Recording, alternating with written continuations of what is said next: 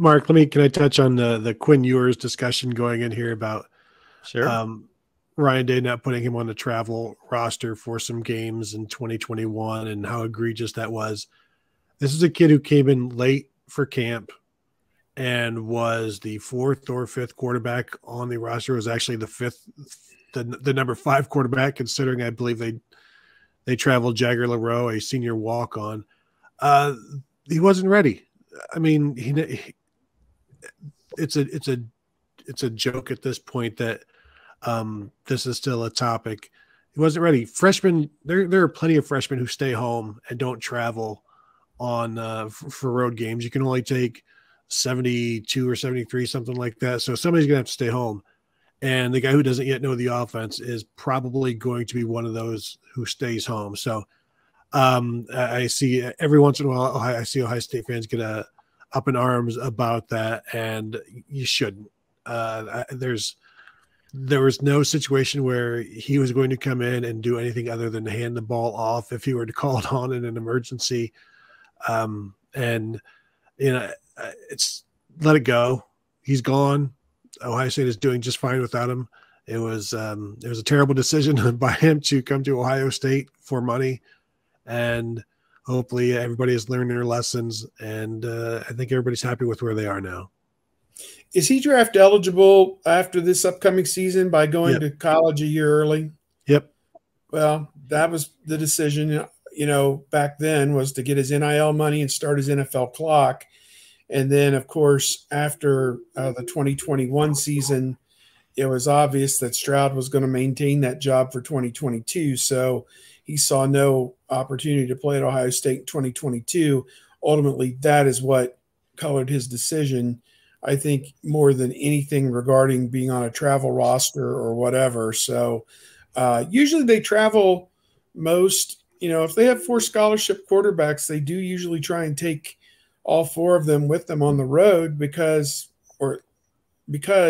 even if a guy's redshirting, they want that guy to understand, because he could be your starter next year, in a road game, and they want him to understand what it's like to be, on the road with the noise and the mechanisms that they use to, signal in plays and everything that goes with it. Plus, in 2 years, if he's back there playing in that stadium, he can say, yes, I was there in 2021. I saw how difficult it is to play there, and have an understanding in his mind of what it means to go to Penn State and play in front of 112,000 people and, go to Michigan, and all these different things. So they do typically make an exception and take as many scholarship quarterbacks as they can fit in. For whatever reason, he didn't make the cut for one or more of those travel games. I had completely blocked that out of my mind, and I don't think that had anything to do with anything. Maybe he's brought it up as one more reason why Ohio State didn't work out for him. Ohio State was just the bad timing for him. He jumped the gun coming in a year early there, and there wasn't going to be anything for him until this year. It's just the fact of the matter. Well, and like you said, let him travel in 2021 because he might be the starter in 2022. He was never going to be the starter in 2022 because that was going to be CJ Stroud. So, and we probably said it here. I know I've said it elsewhere, but once he made that decision to enroll early, he sealed his fate on ever being a starting quarterback at Ohio State. It wasn't going to happen because he was never going to have the patience. And he saw the season that CJ Stroud had and was like, well,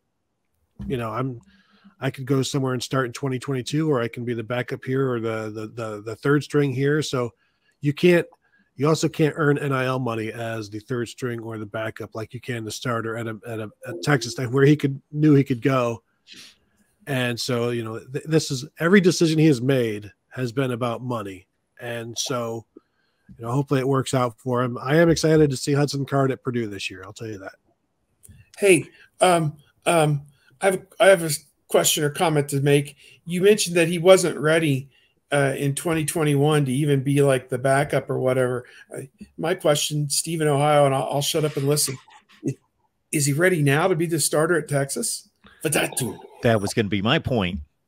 Is he even ready now? As soon as the NFL draft was brought up, my thought was, well, Quinn Ewers needs to concentrate on being a better quarterback now, because after a first hot first quarter against Alabama that he got knocked out of the game. He did look the part. I remember tuning in week 2 after he lit up Louisiana Monroe or somebody the first week.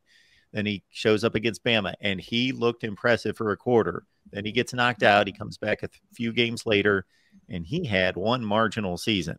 He was an average quarterback at best last season. He's got a lot of growing up to do.